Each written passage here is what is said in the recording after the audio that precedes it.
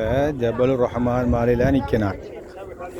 ஜபலுர் ரஹ்மான் மலையிலிருந்து அரஃபாவில் இருக்குது. ஜபலுர் ரஹ்மான் மலை கீழே உள்ள மக்கள் பார்த்தா இவ்வளோ மக்கள் வந்து ஹஜ்ஜி செய்கிற வார மக்கள் முதல் இங்கே வருவாங்க.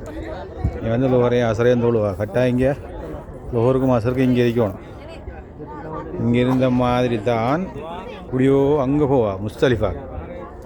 என்ன தெரியுவா பள்ளி, அதான் முஸ்தலிஃபா பள்ளி. என்ன தெரியுது அங்கே மஹரிபை தொழுது விட்டு இஷாவையும் தொழுது விட்டு அப்படியோ அன்னாரிக்கு மினா டென்ட் வெள்ளையே தெரியுது. மினா டென்ட் இந்த மினா டென்ட்டில் தரிசிப்பா 3 நாளைக்கு மினா டென்ட்டில் இருப்பா.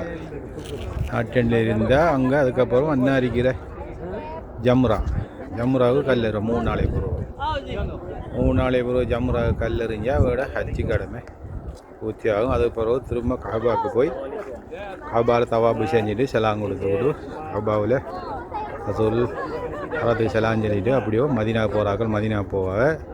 இனி வீடு திரும்புகிறாக்கள் நாடு திரும்புகிறாக்கள் நாட்டு போவோம். அதோட அவட ஹஜ்ஜி கடமை நிறைவேறும். ஓகே, அஸ்ஸலாமு அலைக்கும்.